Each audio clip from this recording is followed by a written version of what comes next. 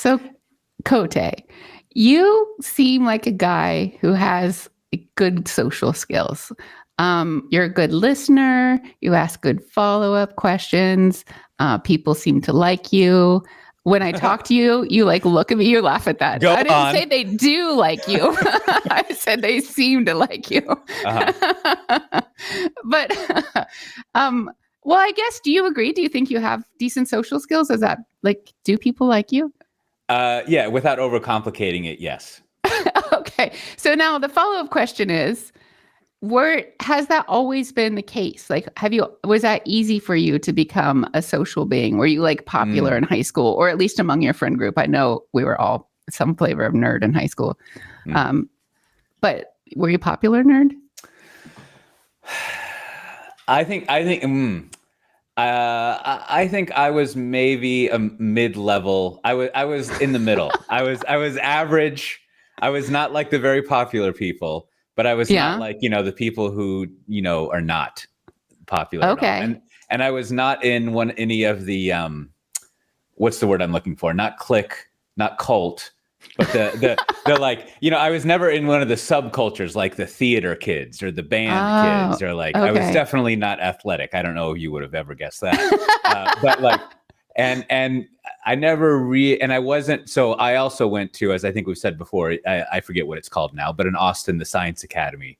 So I was surrounded by all these like math nerds. So there was subtypes of nerds. There were the math nerds, the science nerds.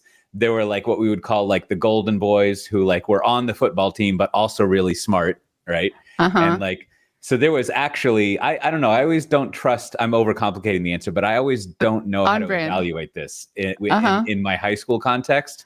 And then also I went to the same sort of smarty pants school for middle school. And it's like everyone there was a nerd.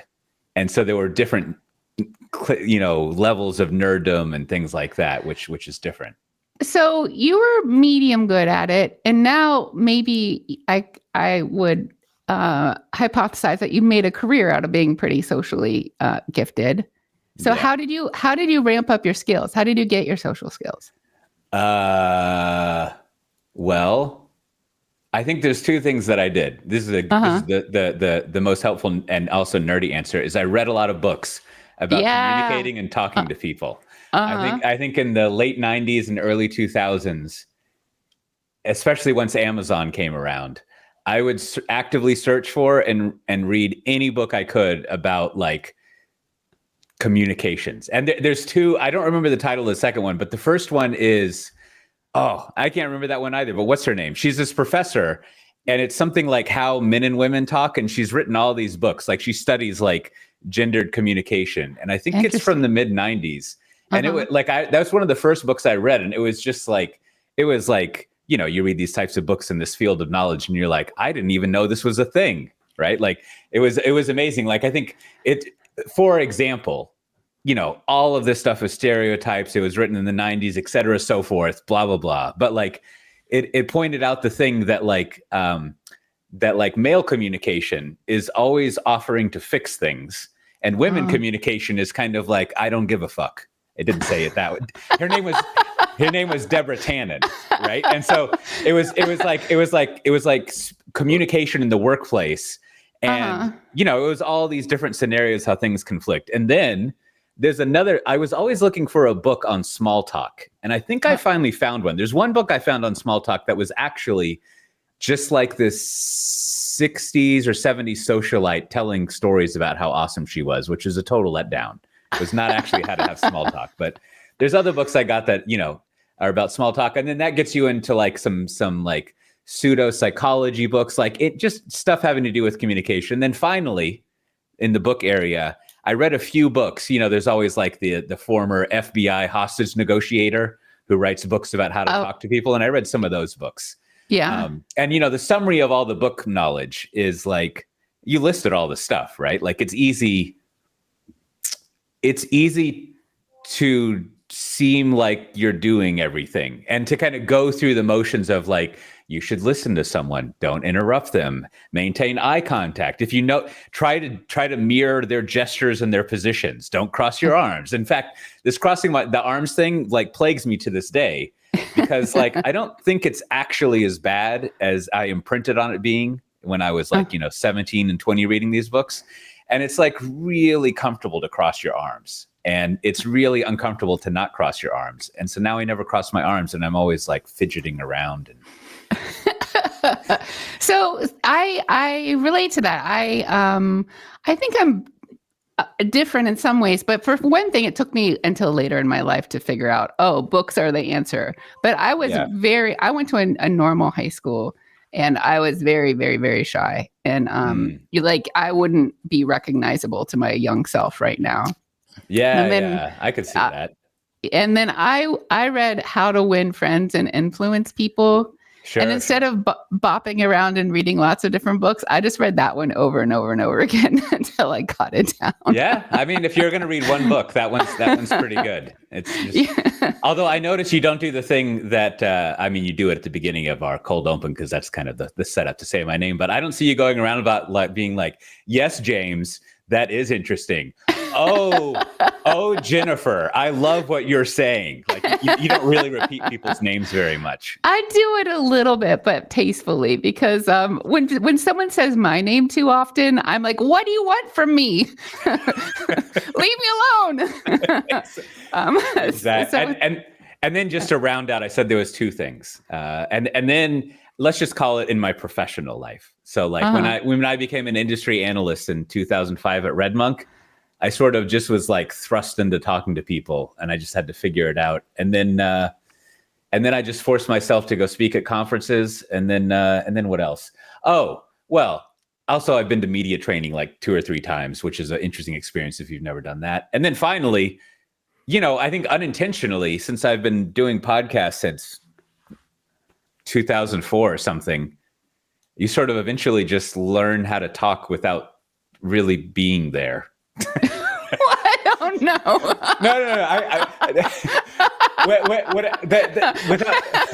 I remember nothing and no one about what just happened, but I did say a lot.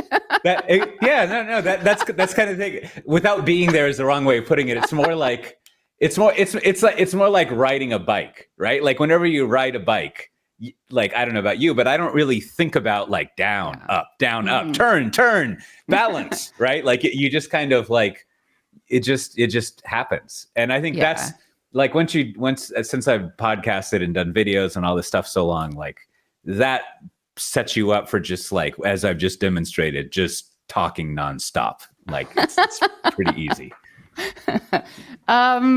Our guest today, James, I think probably you know nothing about any of this stuff, right? None of it's very exciting for you. Books, public speaking, being social.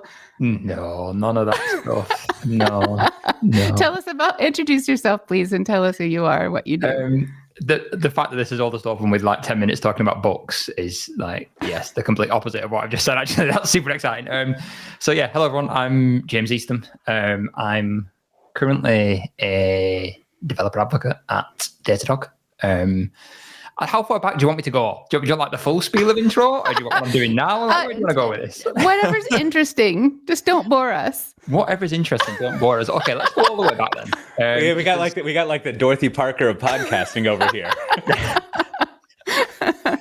So I guess if we go like interesting, we'll start with interesting. Okay, so if I go all the way back before I was doing any software-y, nerdy things, I was at college. Which I think is like 16 to 18. So I don't know what that translates to in the American. Were you naturally gifted socially? I think I'd say a bit like Coté, actually. Like I was kind of in the middle somewhere. Like I was definitely not full nerd, but I definitely wasn't the popular cool kid. So I'd say I was kind of somewhere in the middle. But when I was working out what I wanted to do with my life, I decided I was going to be a pilot in the Royal Air Force in the UK. Ooh. So when I was at college, the RAF did scholarships at this time, so you could do a scholarship, and if you got accepted, you got some money to help pay you through 16 to 18 education, again, whatever that's called in the US. And I got accepted onto this scholarship program. I think there was 60 of us in the country in my year group. And then I was one of 3 who actually passed the aptitude tests to be a fighter jet pilot. Clearly, I am not a fighter jet pilot. But yeah, if we go all the way back, that's probably an interesting place to start.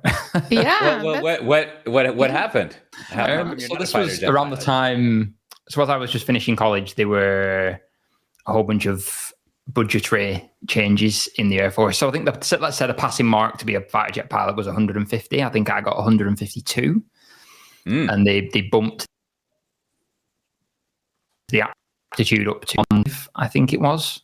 So I went back to the aptitude test again and never made the cut then. And then I spent about 18 months to 2 years in existential crisis because that was kind of what I was doing with the rest of my life. And then working software. And then you had that moment in time where you thought you did it before it was taken from you. So that hurts even more. It wasn't ideal. It's just because like just like flying fighter jets would just be cool, wouldn't it? Like it'd just be cool. Like Top Gun. I'm thinking of Top Gun. That's all I had in my head. And spirals and stuff, chewing gum, You're reminding me of there was a side note that in one of his in the Ben Thompson podcast world, he says something like just fighter jets are like the most amazing technology ever, right? And you could tell he's a big F1 fan too, and so you can tell he likes machines, like fast machines. But I don't.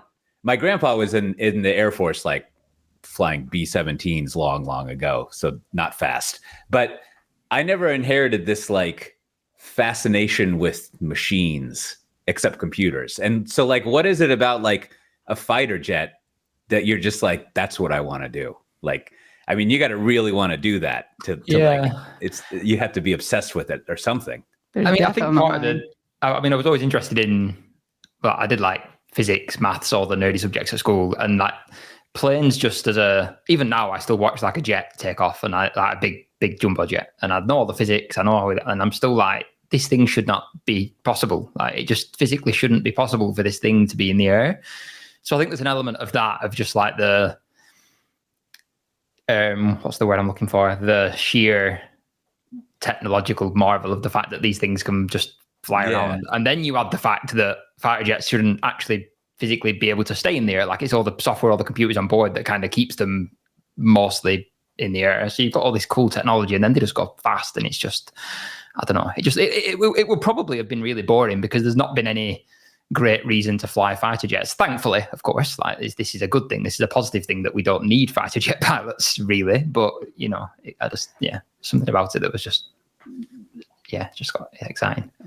It's sort of like the amazement of it, and then also and then I imagine there's also like there's many people who just enjoy going fast. That has an allure to it. Yeah, which is weird actually. Sorry, Whitney, go on. Oh, I was going to say, I had a brief moment where I thought I was going to go to, I was going to fly like commercial airline pilots, and I got accepted to flight school and got the loan together and everything. And life didn't have that in store for me. But I think it's, since I've been in software for a hot minute, it's kind of a common story for people to be like really into planes or like similar, either was going to do it or maybe is now getting a license or whatever else. There's some sort of crossover in it. Yeah, and it was interesting because like after that didn't play out, I looked at, again, the same as you, commercial pilots, but it must be something about the speed, because I looked at like commercial jets and how it's kind of just like you take off, you press autopilot, you sit there for N hours and then take it off autopilot just before you land, and it just that just felt kind of boring. But it's kind of like I've never really thought about it until now with you mentioning cars, but like I'm not into cars. I'm not into going fast in cars. I'm not into race cars. That's what I don't know. I suppose the other thing going from like fighter pilot to like commercial pilot, like last night, was it last night? Yeah, last night I flew home very late from Manchester, and the flight didn't take off because there was some broken glass in the aisleway, and so the pilot came out and he had to be like, you know, the customer service representative to explain things. And I just imagine there's a couple of first days when you go from like maybe military like plane flying, and then you're like, sorry, we've got to call the janitors in here to have them vacuum up the glass that's been broken. The luggage isn't quite loaded yet, so we'll take off. Yeah. And you know, maybe I don't know if this is the last thing on this topic, but what is the deal I sound like Seinfeld, but like that's the deal with airline food. Why is there a culture on commercial airlines of the pilot always telling you the weather? Like, is that like a pilot thing that you're like, the weather is like, I mean, obviously it's important, but do you think this is just an airline industry thing? It's not really like pilot oriented? Yeah, I wonder if it's one of them like, we've always done it this way and we can't stop now things, because I see obviously, for the pilot to know the weather to land is useful, but for the people on I've always just assumed it's just like to make you excited about where you're going and the weather. But for me, when I'm flying home, more often than not, it's awful. So there's never any benefit to They're just showing you how prepared they are. One thing I don't like is with the pilots do to follow on that. I sat on a plane before and we were sat on the runway waiting to take off. And the pilot came on and gave us a really detailed description on exactly what was wrong with the wing and why were they waiting for the engineer to come and fix it. And I'm like, I don't need to know. I don't need to know the wing is broken. Just no. So James, you like to read a lot too. And especially these like self-help kind of books. Maybe in the area of growing your social skills, but I think in a lot of other areas too. What's one that's how about what's one you've read recently that's resonated with you? Recently? Yeah.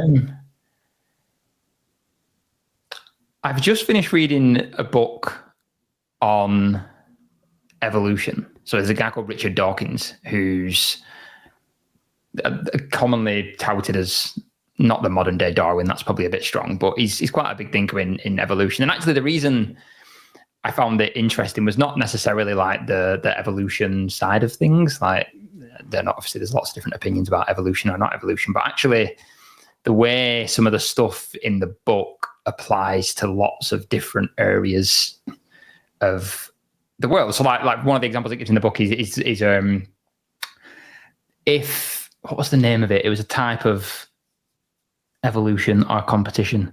But if you think about like cheetahs and gazelles in the savannah, and if the cheetahs evolve and get better to be able to get better at catching gazelles, but then the gazelles also get better. So the net improvement in success rates of gazelles or success rates of cheetahs never really changes very much, even though they're both getting better and better and better. And a cheetah would catch a gazelle of 200 years ago, but the modern day gazelle has evolved at the same rate. And the reason I find that really interesting is when you start to apply that to other areas. So obviously there's the whole AI buzz in software at the minute, and AI is going to take jobs. But actually when you apply that same thinking to something like software development, the tools get better. The tools have been getting better in software development for 30 years, 40 years, 50 years. But then the things we build change. So is the net positive need for software engineers changed at all? Maybe. Yeah.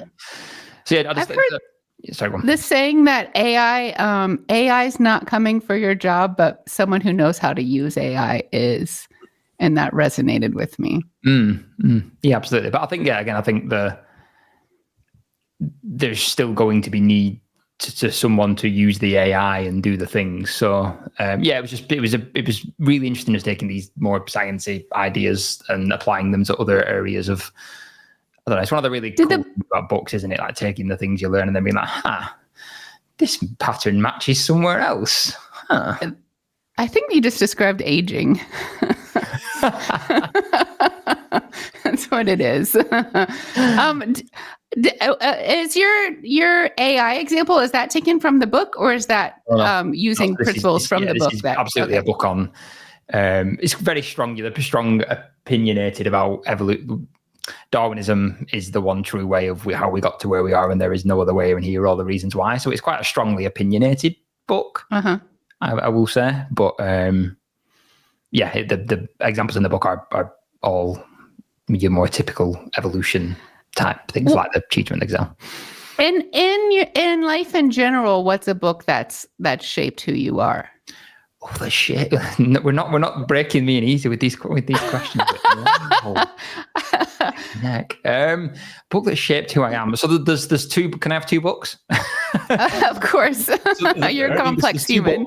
Maybe 2 books. We've got 2 books. So there's 2 books that I find myself coming back to over and over again. We'll start with the slightly more boring one. So, Deep Work by Cal Newport. But I think it's, I'm sure that's a huge one for me too. Aware of the book, but I can't draw an exact line from there to now, but from when I first read Deep Work to my career by common societal metrics taking off, there's a parallel there for sure, 100%. Maybe not exactly, but there's definitely some parallel there in starting to do things. And I reread it every year, maybe every 6 months, if I'm feeling particularly all over the place, just to kind of reaffirm some of the stuff and get them blocks back in my calendar to make sure that I've got deep work blocks. So yeah, that in terms of like how I work day to day, how I actually do. So for those who haven't read Deep Work, what's like a big takeaway? The ability to, so a lot of the work we do, most jobs, maybe not most jobs, being unfair, a lot of jobs nowadays are knowledge work where you're using your brain. You're not manually building things. You're not, not that you're not using your brain. If you're manually building things, I'm getting myself in trouble here. A lot of jobs nowadays are knowledge work where you're using your brain, right? And the ability to be able to focus on a singular task for a long period of time and get really, really into that one task is going to be, or is the thing that will really help to set you apart in your career. And I think this gets more and more relevant once you start adding things like social media and distraction and notifications and all these little things that go on throughout your day. You could spend all day responding to Slack messages or emails, and that's what you would call shallow work. Like you're not actually really moving anything forward. You're just feeling like you're busy because you're replying to lots of Slack messages and sending lots of emojis to people. But that ability to get focused, stay focused on a thing for a prolonged period of time is what will really start to move the needle in a lot of the work that you do as like a knowledge worker. So what do you, I mean, especially if you read this every year, I'm imagining that's at least 3 times, if not more, that you've read it, maybe 5, 10, however many, doesn't matter. But like, what do you think is missing? Missing is the wrong word, but what do you think, I'll put this generally. What do you think is wrong with the system of of Western knowledge work? I don't know how it is in the South or the East, or what direction am I missing? North? Is there North culture? Anyways, like because I think, and I'm not downplaying it, but I think you're kind of born knowing that if you interrupt me, I'm going to do a worse job, right? Like it's kind of an intuitive thing that and yet as you're going over, in most workplaces, you don't really achieve this kind of deep work thing. Like it seems like it's constantly hard to get across to people that like, I need to work and not be interrupted. So like, I don't know, like what holds back all these Fortune 500 companies and Fortune 5 gajillion companies from like, it seems like it's like not a best kept secret at all. Like it's widely known. And so like, what's up with it? It's like flossing, to make a reference to earlier. Everyone knows you should do it. Probably not enough people do.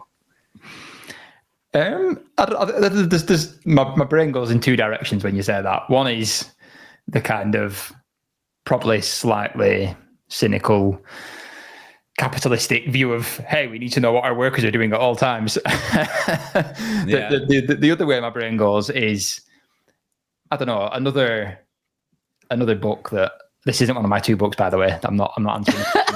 I'm counting too. Clear about that. Another book is Homo Sapiens by Yuval Noah Harari, and a lot of the stuff in Homo Sapiens is about like connection and human connection and stories and the importance of belonging. And I don't know if on like a psychological level, maybe we all just like responding to messages because it makes you feel like you're part of the tribe. Like when you're just sat on your own, especially when we're all working from home now, like you sat on your own working away, and you might get loads of done and be really productive, but I could message Whitney and spend 15 minutes going back and forth messaging Whitney, and then I feel like me and Whitney have connected a little bit. Like, maybe that's part of it. I don't know. That's I think it has to do with visibility too. Like, look, especially when it's remote work, like, look, I'm here, I'm by my desk, I'm getting, you should pay me, as opposed to if you're not available for a whole day and it's a work day, then that raises flags. And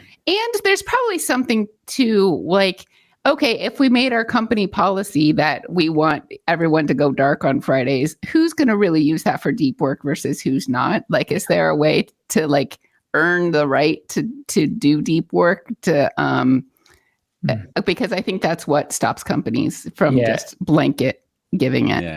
Yeah. And I think I don't know. I think almost every place I've worked, there's always been the small minority that ruin it for everybody, in almost every aspect. Like, other companies I've worked at, the expense policy was a little bit looser, and then somebody spends $6,000 on steak in Las Vegas for 2 people, and it's like, right, well, that's getting tightened up now. So yeah, I don't know, maybe it's my over optimistic view of the world, but I think most people would use it for sensible things, and then you'd get the small minority. I mean, to that end, there is, I don't know, I'm not making stuff up, but I haven't verified this. I'm not a scientist after all, but like, it does seem like a lot of the large organizations I've worked with and over the years, they just, they fall down a hole, and they never, no one is ever like, what we need to do is stop.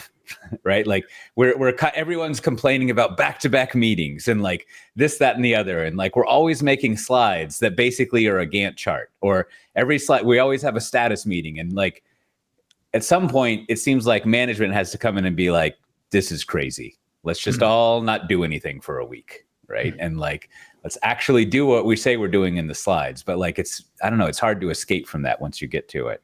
I mean, another thing related to this, I'll go on about this because I've remember digital transformation. I used to have to talk about that all the time, and like similar to like if you read enough self-help books, at least if I do, I'm kind of like, God damn it, someone needs to just write the final book and give it to people when they're born, and we can be done with the self-help category. But I would encounter in the digital transformation area like a similar thing where it was just Is digital transformation from monoliths to microservices? Is that what we're talking about?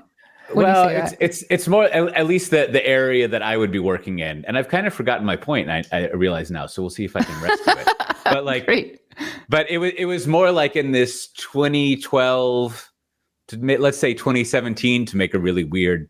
Let's say the 2010s, right? Okay. And it was basically like this kind of like industry-wide idea that if you were really good at developing your software, your business would run really well outside of the tech world, right? And so obviously in the tech world, well, maybe not always obviously, but in the tech world, you have to write good software because that's your product and that's why people buy it.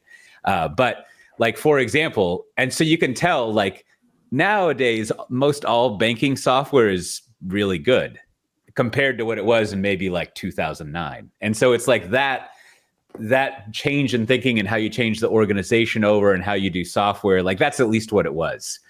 So what was the point I was making? I don't remember the exact point, but it was eventually going to get to like another thing related to that is like, how do you think like the Paul Graham's like manager time versus worker time fits into that? Because maybe that's another mystery of why we're not doing. Explain what that is to me. Absolutely. So thank you. Maybe and so I think if I remember, this is before he went a little too like to the weird side and whatever, when he just wrote interesting, more Joel Spolsky than like Elon Musk on the gradient. But like, so he had this kind of formative essay in, I don't know, programming nerd world that was basically like, there's 2 modes of operating. One, when you're a manager and you have a bunch of meetings and kind of like a flow of decisions and people informing you. And then 2, what did you call it? A dark Friday, when it's just like, you're going to sit down for hours on end and do something. Right. And maybe part of the reason why we constantly need to be reminded not to be interrupted is the managers don't work that way. And if they're the ones who impose and enforce and reward the culture, then we all sort of end up operating like managers when that's not good. I don't know. What do you think of that? That rings true to me for sure. it would be natural for someone to value work that's similar to their own. That's what they can understand. Yeah. And I mean, I think to add to that, I think the best managers I've had are the ones who have done the work, as opposed to being career managers. Sounds like I'm putting that really negatively, and I don't mean it to be, but like the folks I've had who've managed me, who have done the job that I am doing or have been in the trenches, quote unquote, like they seem to be, at least from like this specific point of like interruption, and they seem to be the most hands off, as opposed to the ones who I've had who've always been project managers, managers, people managers.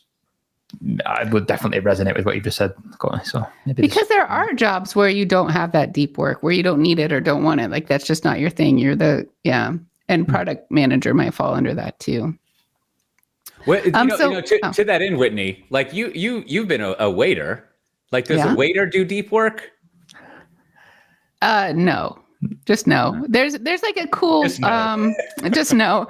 Like it's really nice to have like 10 tables going at once and have like there's like a pleasant feeling in your brain where you're keeping track of lots of different threads of what's happening and staying busy. And also there's a physical aspect that feels nice. But I wouldn't call that deep work. Yeah, that's more you'll have to tell me, James, which self-help sphere this is, but that sounds like a state of flow that you achieve.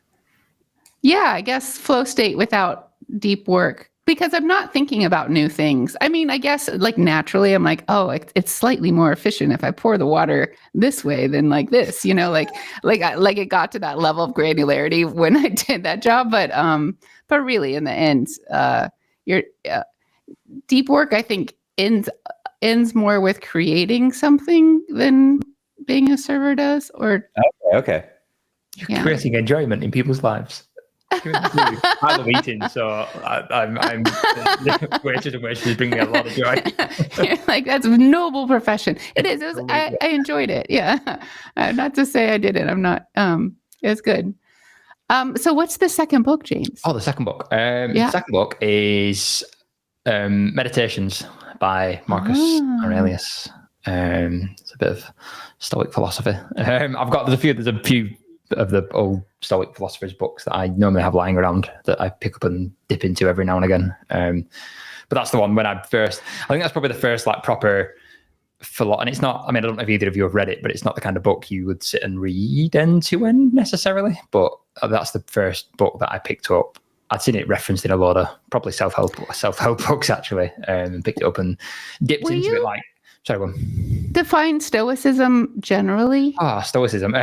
So I don't know. I think it commonly gets the word Stoic, as we would use it in day-to-day conversation, I think often means emotionless, kind of not giving a lot away, a bit standoffish. Yeah. And I think there's become this association with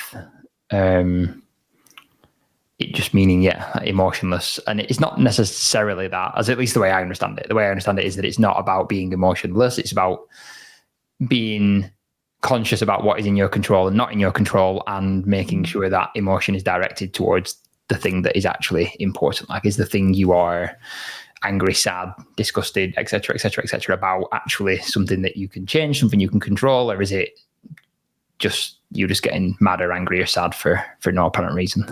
So that's there's the common use of the word, and then there's the actual Stoic philosophy, which I think they've kind of diverged a little bit. And is that Stoic philosophy you just described a part of why you love that book so much? Is that your key takeaway from that particular book? So the booking, I guess, for people if people who aren't familiar with the book, but the book is, so Marcus Aurelius was a Roman emperor, and it is basically just his diary. It's his collection of his thoughts. So it's not a book per se, which is why I say you wouldn't necessarily pick it up and read it like you might read deep work, because it is just a varying lengths of daily journaling in essence. A whole bunch of takeaways in it. That's a whole bunch of little pocket quotes, and obviously a lot of it it's been translated, and then you're kind of like, why is he talking about goats? Random example. So there's a whole bunch of different things in there. That's one of the main ones that I found myself coming back to over and over again. Is like control the controllables. What is the thing that I'm angry, sad, pissed off or whatever about, is it something that I can actually control? Can I not? If I can't, then it's largely irrelevant to me. I've needed this a lot recently with the whole AI is going to kill us all. Yeah. Control the controllables. But then there's a whole bunch of other ones. Bumper sticker, t-shirt, control the controllables. Yeah. I have a question for, I think, both of you. I think we're all avid readers, but like, how do you get, when you're reading a self-help book and it's full of great advice and you want to incorporate it in your life? For me, I have to make real effort to get that advice out of the book and somehow into my life, because otherwise it's just going to go in one eye and out the other. Like it's going to fall right out of my head. So how do you like capture and use and implement the advice that you're getting from these types of books? So at least, as I'm, maybe this will offend both of you deeply, but I tend to write in my books. Let's go. Okay. I'm assuming that you do as well then, Whitney. Oh, no, I was just excited at the idea that you might offend me. Just bring it on. Yeah. So I dare you. Like 4 pages over and scribbling books and write notes. And that's, as I'm reading it, I might chapter, but as I'm reading a chapter, I might scribbling bits, 4 pages over, blah, blah, blah, blah, at the end of a chapter, more often than not. And I don't always do this. I find it does work better when I do this. So I don't know why I don't do it all the time, but sometimes I just don't. I'll go back and write down in my notepads, like actually write by hand. I don't know, there's something nice about writing by hand, and write my key takeaways into like a whatever my notebook is, whatever. I don't actually know where it is. So hopefully neither of you say anything useful, because I've got no way to write it down. Then don't worry, there's no danger of that. And then from there, like I tend to, again, I try to go over any notes from the week, anything I've written up from the week once a week, and then incorporate that into a bigger system of stuff I have in Notion. In terms of actually incorporating it day to day, hit and miss probably, much like you are, Whitney, but I'm interested to hear your thoughts, Coté. Yeah, I haven't read a self-help book in a long, like a book in the broader self-help universe, so to speak, like of categories. But no, I mean, when I do and have, it's similar to, I don't really read physical books anymore, but definitely I would write in books and highlight stuff and summarize it. And I think the other thing, like Whitney, you were making a joke about, I think you just described aging earlier. Like, I think there's also a phenomenon that, like, as you layer on more and more non-fictional things, so to speak, that you read, and it's easier to only remember the new things that you encounter, right? So like you don't have to, like, the first time you read old, Marcus Aurelius, like, you're like, whoa, look at all this stuff, it's brand new. And then you read another thing about Stoicism, and then another thing and another thing. And then you read a little bit about like a lot of what's in Stoicism, I see a lot, and I don't know all the types of therapy, but it's in a lot of different contemporary therapy. And it's also like, there's a lot of similarity. It's almost like if you took the nothingness out of Buddhism and mindfulness, you would have Stoicism. Like, they're very, very similar in the way, in the toolkit that they give you, like the way that you're supposed to work with life. So the whole point being that, like, once you start layering these books on, it's easy to remember what you read in one book, because it's kind of just like one thing. I mean, not one thing, but you're like, it has all this other stuff, and then I've learned 2 new things, and it's easy to remember it. And you've reinforced other things, which is helping that stick. And then I think also like listening to interviews with the authors or other people talk about it, just like doing it over and over again in a different way. I don't know. What about you, Whitney? What do you do? Sometimes, if I'm really into something, I'll make Anki cards. If I really want to remember it, that's how it's gonna. I know it's gonna stick. And to do that, when I read, I kind of like to read. Like, I don't like having a writing implement. It's audiobooks and I'm like walking at the park, or I'm like laying in bed where I don't want to be writing. It's just the end of the night. So what I'll do is I like this service called Short Form. And so you subscribe, and then they give you like book summaries that are very professionally done. And one thing I really like about them is they will bring in thoughts and ideas from other similar books, and break, like, oh, this sister book also has this similar hypothesis, but it has this different twist to it. So you get a bigger picture of what's happening across the book, the self-help book landscape, instead of just this one book. And then with that short form summary, that's what I use to make Anki cards if it's a book that matters that much to me, which similar to your point earlier, those are fewer and further between because I feel there's a lot of repeated information. That, and I switched to reading fiction lately, so I don't feel any need to write anything down. I'm just entertained, and I tell myself I'm working on my empathy. Oh, that's interesting. You're working on your empathy, huh? Yeah. That is the theory of fiction, right? That it helps you be. Part of why it makes you a better person is it helps you be empathetic and understanding with other things. There's no other way you can have any idea of what it might feel like to be inside someone else's brain, except for fiction writing. Yeah. Maybe you've just convinced me to read more fiction. That's probably one of my maybe flaws is too strong of a word, but like I don't know. I find it, unless it's like really, unless I'm like lying on a beach somewhere on holiday and it's really like shitty, like action kind of James Bond-esque fiction that is just so completely unrealistic and out of this world, which I can't feel like has any value to but, yeah. Do you need to be empathetic with that particular persona? Yeah, maybe. Yeah. But so I love reading, and I love talking about books. What's another, this is about James. What's another takeaway you've gotten from a book that has changed the way you think about life, or maybe one of your habits or something? Here's a question. I know that you've been into like ultra marathon kind of stuff, which that's from a book, actually. Yeah, that's what I suspected. Haha. I can relate to athleticism. Like I move my body every day, but I cannot relate at all to what even is an ultra marathon. Technically, an ultramarathon is anything longer than a marathon. So if you run 27 miles, technically that would count as an ultramarathon. Okay. Most of them range between 30 up to multi-day 200, 300 mile events. The longest I've done is 50. So that was 2 years ago. In the south of England. So it was a 50-mile race. It took me just over, I think it was 8 hours and 1 minute. And it was a race I actually won. There I am at I should get this photo actually, because I don't actually look anything like myself in the photograph. Oh, it's not going to focus. It's not going to focus. And this is a podcast. Oh, yeah, it's a podcast. he looks nothing like himself.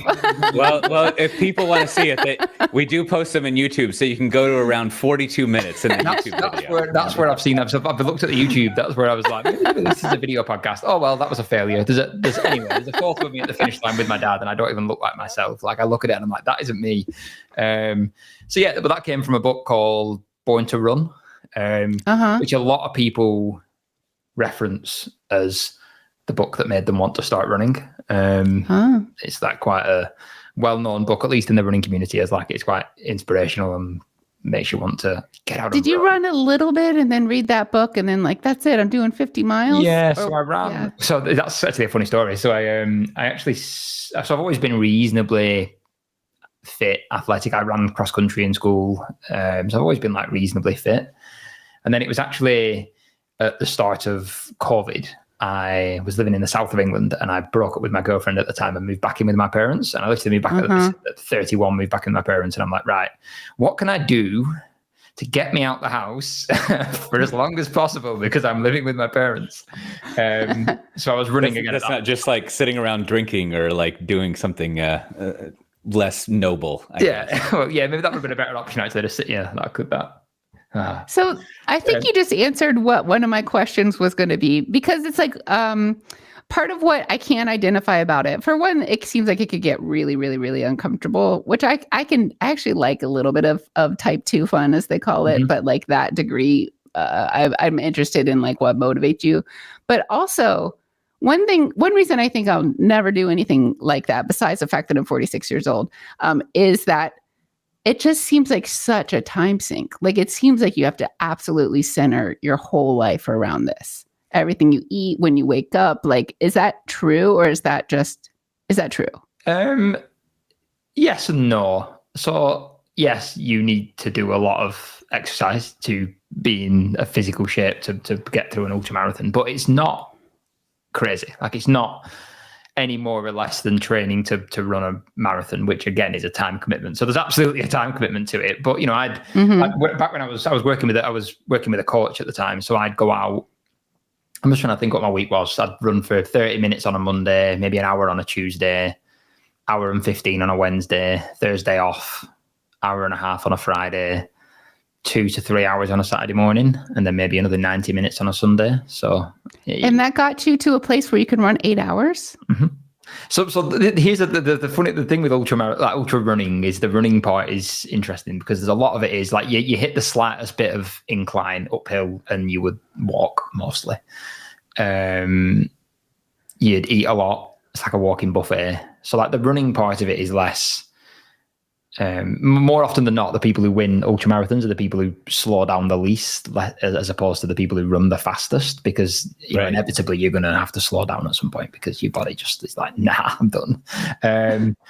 So yeah, it's not like you are running continuously at a decent pace for 8 hours. Like you might run for a bit, you might walk for a bit, you might run for a bit longer, you might walk up a hill and have something to eat. There might be an aid station that's like a buffet, you grab a lot of food and then you carry on. And so it's I'm not saying it's not difficult, but it's not like you're running continuously for 8.5, 9 hours or whatever. I totally pictured if you're training for a race where you're going to do something like running for 8 hours, then to get there on like the week before, a few times a week, you're running 8 hours to prepare for that moment. No, you almost never. I think the training for the 50 mile, the longest I ever ran in training was 20, maybe 23, 24. How long does that take? That would be a 3 hour, 4 hour run, weekend run, weekend morning run. The fascinating thing about it with you saying what motivates me to do it, like I'm super interested in like bodies and how bodies work and like the mechanical parts of our body. And one of the most amazing things about ultra running is that it's not your body that fails you, as weird as that sounds. It's 80% mental, 70-80% mental. Like, so I did a 50 miler last year, and I think I got to about mile 25. And I texted Christina and I was like, I genuinely don't think I can do this. And I was halfway there and I was like, I have got literally nothing left in the tank. Like I just couldn't do it. And then I started telling myself, nah, you can do the mental game, and then you finish it. Like what your body can do is just insane. It's absolutely insane. It's all mental game. So that's probably part of why I like it, is the mental. Is that part of what the book addresses? But Born to Run, the book is just about a love for running. I don't think there's any ultra running in it necessarily. It's just a guy who loves being outdoors and trail running and fell running. And I think the distance of me doing it, I think, was partly, like I said, I just want to do something that means I'm not in the house. Yeah, well, I don't have anything I'm running away from. So,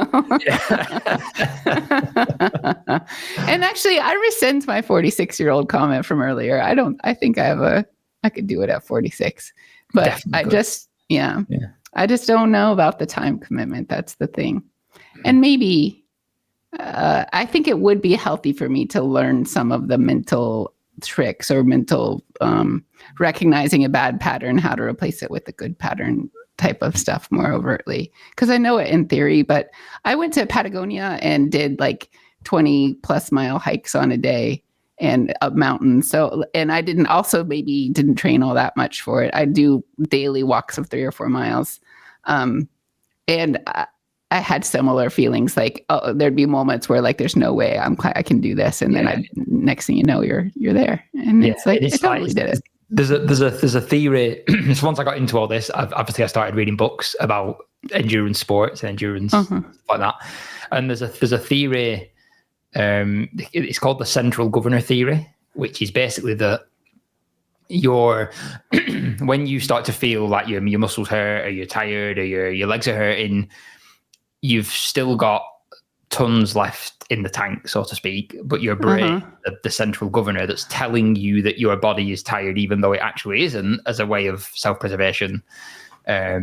So that helps. Whether it's true or not, I choose to believe it is, because that's what I tell myself when I'm like really hurting. I'm like, okay, this is just my brain. There's lots left in the tank. And then that's why you get that, you feel awful, you feel awful, you feel awful. Suddenly you feel on top of the world again. And then it kind of peaches off again. Because you've got all this in reserve that your body just doesn't give to you by way of self-preservation. Now, I'm sure there's a limit somewhere where your body would be like, nah, I'm actually done. But, up to a point, there's something else going on. Yeah, there's that aspect of both stoicism and like mindfulness in there, where you've got like the secret brain, like you've got your normal brain that's telling you you're tired and everything, but the secret brain emerges from the curtains, is like, no, everything's fine. And now I'm going to tell the normal brain that to shut up, and I'm not going to listen to it because I know better. And like it is, I don't know, but like Whitney was getting to, like, so what are the, whether you want to call it a mind trick or mental fortitude or exercise. So what do you've done this texting that you're not going to make it? Like, what happens? What's the mechanic? Do you have some mantra? Like, what goes on? So more often than not, it's the exactly as you said, the mindfulness, the get out of your own head, focus on the breath, focus on being in the moment. So a lot of it in that situation would be like you would if you were sat meditating, breathing in, counting your breath in and out, not trying to think about everything else going on or how far you've got to go, or like watches. These things are a nightmare. I'm showing the camera again. The watches are a nightmare, because you look at your watch and you're like, I've only done 500 meters. So trying to normally I'd switch my watch onto just the time as opposed to showing distance or anything like that. And yeah, like the typical mindfulness stuff. The one I did last year was just after I lost my dog, so there was a lot of he'd been through some pretty shitty stuff. So a lot of it was like, if he can get through that, then I can get through this. So that was a more recent mind trick. But historically, it is just I don't want to say like the typical mindfulness stuff, but it's just like the try and get out of the thinking about all the other stuff and all the stuff that can go wrong, and just control the controllables. All I can control is one foot in front of the other, over and over again. And then when you start to zoom out and you start to think about bigger picture and life in general, I don't know, it's probably another reason why I like ultrarunning. I think there's a lot of life lessons in there. Focus on the moment, focus on what you can control, step by step, little steps, keep going, keep moving forward. I know you've done some public speaking coaching. Do any of these lessons translate to that? Well, that's a good question. That's a really good question, Whitney. I definitely find myself using a lot of them just before I go on stage, go up and start speaking. Yeah. The little pre-talk routines. And I'd try and get people who I'd worked with to do the same, deep breaths, focus on what you can control. So I've never actually thought of that before, Whitney. I don't think I've ever actually directly made that link, so thank you. But yeah, for sure. You're welcome. Particularly, like I said, before going on stage, I think, yeah. I do think there's a lot of similar mental distress and heightened body chemicals that are telling you danger, that are trying to get you to not do this risky thing, whether it's to push further in your running or whether it's get up on a stage in front of a lot of people. It's body distress. How to overcome body distress is one. But when you coach people about speaking, I had this experience when I was at IBM. I joined the Toastmasters. Yeah. Toastmaster. Yeah. And I found it really, really uncomfortable because maybe a little bit because the situations were contrived, and it's sometimes hard for me to go along if I know there's no real teeth in what's happening. But also, you just have to make yourself really vulnerable in front of a group of strangers. And in Toastmaster specifically, you have someone who's waiting for you to say and check marking and keeping track of every little way you mess up so they can give you feedback. So it's especially brutal. So how do you, all of that to say, if you're coaching someone to speak, how do you help them feel comfortable being uncomfortable, or being willing to be vulnerable around you to show you what they can do, so that you can help them become better? I think one of my big beliefs about public speaking, and this is something that a lot of the work I used to do was with first time or newer speakers. I guess a function of more experienced speakers don't feel like they need the coaching, whereas I would argue that everybody could get better. But anyway, and a lot of the one consistent theme I think I found with like newer speakers or people getting into it is the whole, I don't have anything interesting to say. There's people who know better than me who will be in the audience. Like, why would people care what I have to think? And I've always said to people that I think every single person has got something valuable to share. Let's pick a topic in software development that you might go and talk about. I might be really experienced in it, which means I'd explain it completely differently to, let's say, you, Coté, as someone who's just new to this specific piece of technology or specific piece of software, and the way you would explain it would probably better resonate with someone else in the audience who is also newer to that topic. Whereas the way I would explain it might be better for someone else in the audience. So I think I firmly believe that every single person has got some valuable lived experience that will be valuable to someone else somewhere. There might be one other person in an audience of 200 people, but for me, like when I speak, I'd take that as a win. Like, you don't have to delight everybody. If you impact one person, you've done enough. So I think, at least amongst newer speakers, I always find that seems to help people at least get past that initial hurdle of nobody cares what I have to say. I'm interested in maybe doing it, but nobody cares about me. Why would I do it? I think we've all got completely different lived experiences, haven't we? So we're all going to have a very different way of explaining things. And my experience is, like, experts, when their technology is being talked about, they're just happy that a subject they care about is being represented on stage. Yeah. And then also people, we lost James. People enjoy hearing stuff they already know.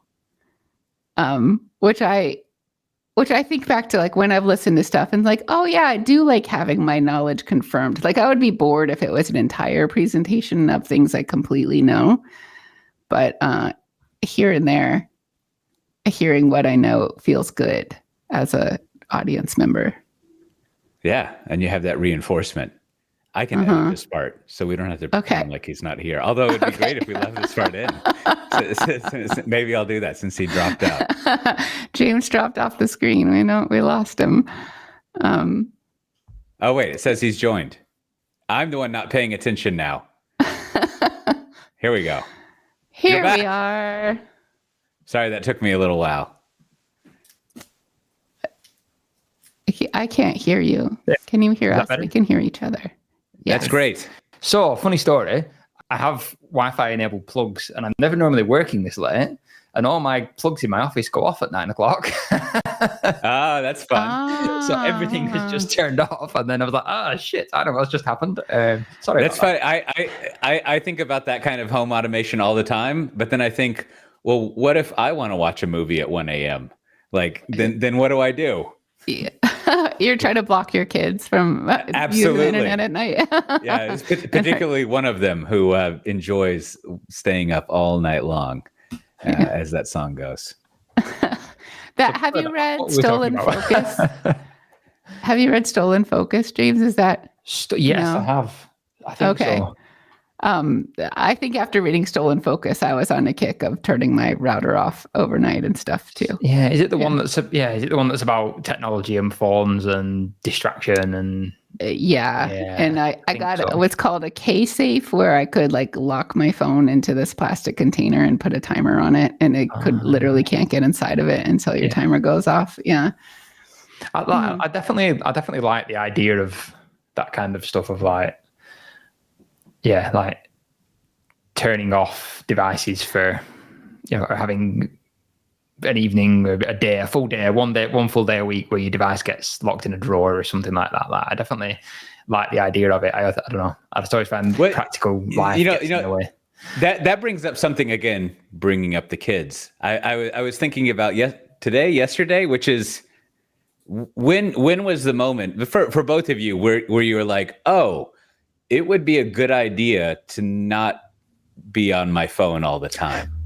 Right. Like, because that's an idea, obviously, the three of us have. Right. And we just said you do something about it. But like, there was some point, and I hate talking about the kids nowadays, but like, it does seem like whatever the distraction may be, whether it's those damn comic books or broadcast TV or video games or whatever, like you go into this thing of like, I should meter this out a little bit more, rather than just immersing myself in it. I'd say not all distractions are equal. Like a phone has been carefully tested and optimized to make you addicted. Like a comic book isn't. It wants you to like it, but there's an end. Like it's not trying to make you addicted. It's trying to tell you a story. A phone is trying to get you addicted to it.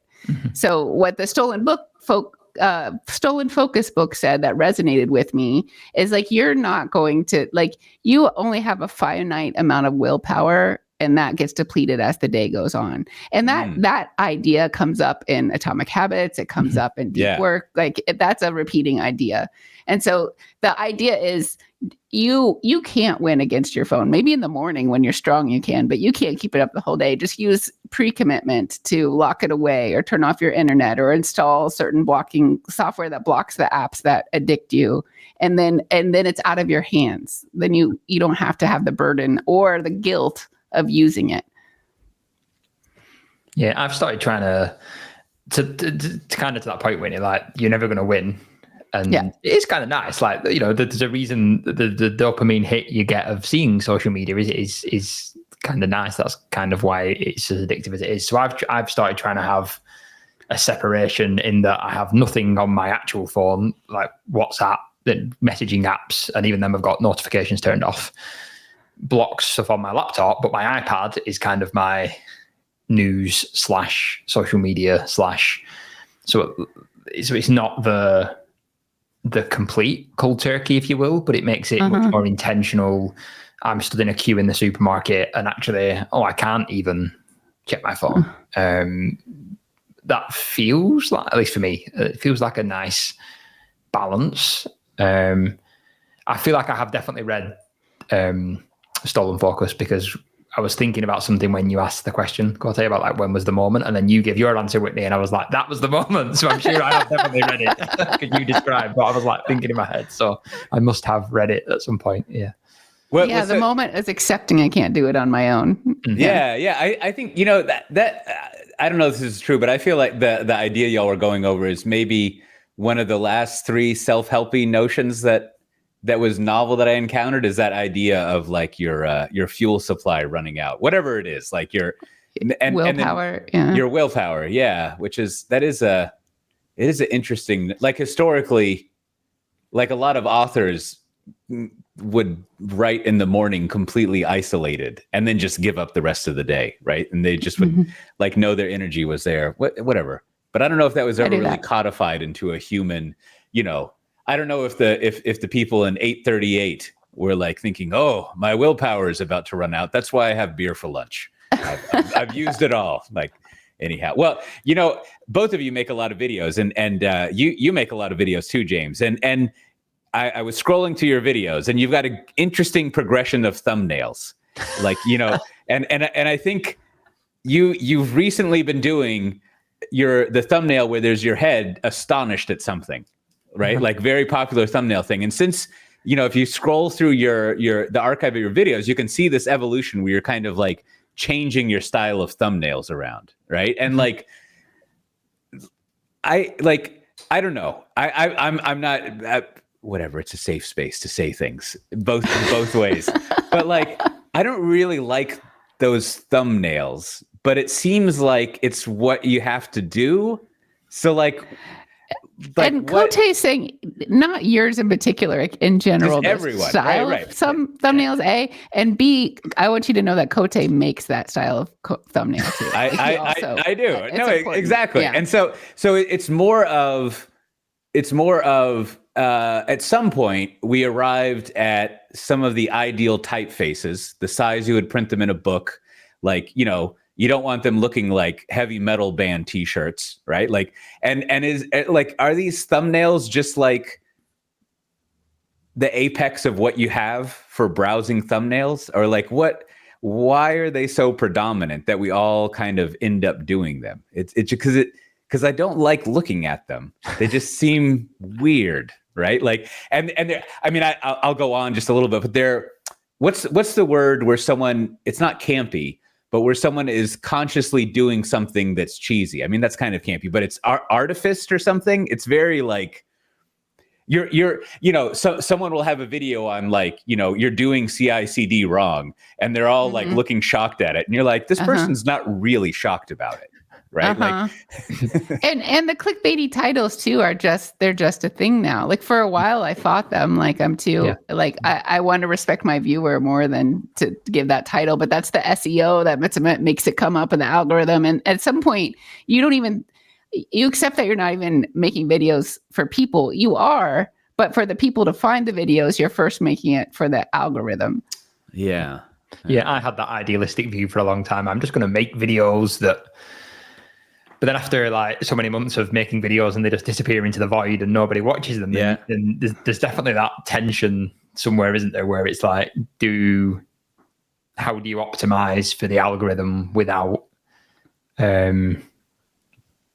losing your genuine... Like I wonder, I mean, I haven't read the book or know the person, but I wonder if the person who did that, what was it, Stolen Focus book, if they were to start doing YouTube stuff, if they would eventually end up with like, this picture where they're like, this thumbnail where they have like their head in their palm and they're looking very distressed, and it's like, my phone is ruining my life, or like would they, my willpower is depleted. would they just succumb to doing this type of thumbnail, or would there be, I don't know, it's my least favorite thing about them, and I don't know how you two, if you do them kind of thumbnails, how you get the photos, but how I would do it is I just set my camera on record, and then I just sit here doing loads of funny faces, and then take the and like when I watch the video exactly back, I'm like, what has my life become? Like, what has my life? Exactly. So you have the same thoughts I do, both as a consumer and as a producer of these things. You're just like, I think as I understand what's happening, like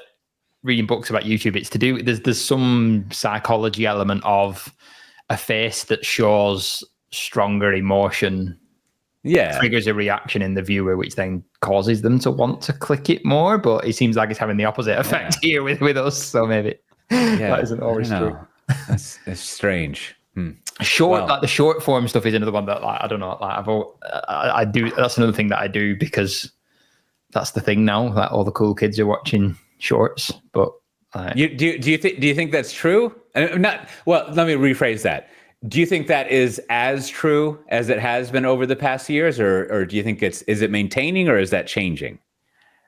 So when I say short form, I mean like the vertical TikTok style 30 seconds. Yeah, for sure. I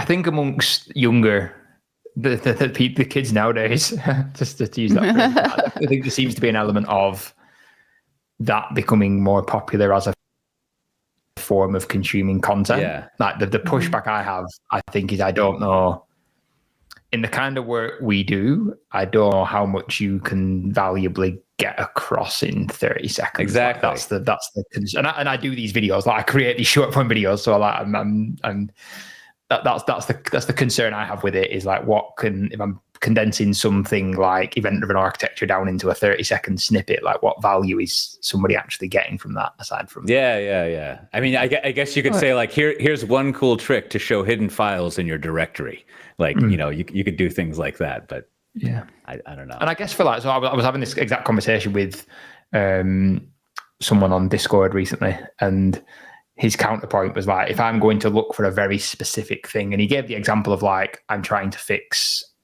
my sink or my dishwasher or my washing machine, like that quick snippet of here's how to do X, do Y, like a more physical task. That was I feel like that kind of makes sense, because that's something I want to, although there's a whole other tangent we can go off on there about them 30 seconds videos that never take 30 seconds ever. There's like so much setup. Like, here are the tools you need, or welcome to my blah, blah, blah, like and subscribe, and blah. And you're just like, oh my God, tell me the thing.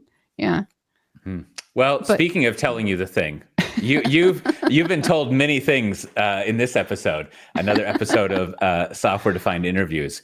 Thanks for being on, James. It was fun to go over this stuff. We didn't really even talk about computers. We just alluded to them every now and then, which was delightful about our professional lives.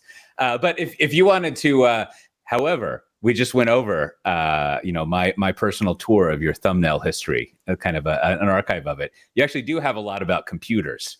Like where would you point people to if they want to see more computery stuff? I'm going to keep saying computer. I don't think we say that enough. I like it. Computery. There's most of the stuff I do is on YouTube, so I'm at Serverless James on YouTube. From a social media perspective, that online, my website is probably the best jumping off point, actually, because on my website I've got links to my YouTube, my social media, my online courses. I've got a few online courses, writing intermittently that I don't really do a lot of writing. It's kind of why I started doing video, because I tried to blog for years and I could just never get the enjoyment of writing to be able to write a blog. So then I started doing video content, and that's kind of that. So yeah, my website is probably the best place to jump off from. Now, Whitney, do you have a website yet? I just started one this past week. It's almost empty. There's one blog post and an about page, but it exists. Okay. Yeah. Okay. Because I was thinking that because we talked about disgust. That sounds like we had a serious conversation. We've delightfully talked about this before, but yeah, I think your website, James, it's difficult for people to achieve the index of all the stuff I do without it being ham-fisted. I don't know, but it's very light. It works. There you go. So I did it. It used to look a lot worse, and then last year because I've got one of my favorite things about AI is that I can actually do front end work now. I have got zero design skills whatsoever, which is funny because my brother's a designer, a UX designer. So we tried to work together for a little while, and then we couldn't because we'd fight. But anyway, I got a designer like a proper designer to come and actually design and build my website for me. She was amazing, actually. She was absolutely amazing. So. There you go. You get the professionals to do it. That is so nice. Well, speaking of professionals, Whitney, I think we're done with this episode. We've professionally done it. Okay. That's right. It's like that meme where someone's a novice and then they get all stressed out to go to the bell curve, and then they become an expert by just not caring anymore and also being a novice. In that case, we're experts by that definition. Expertise is more about how long you've been doing it, not how well you do it. Okay. Well, with that, we'll see everyone next time. Bye-bye. Goodbye.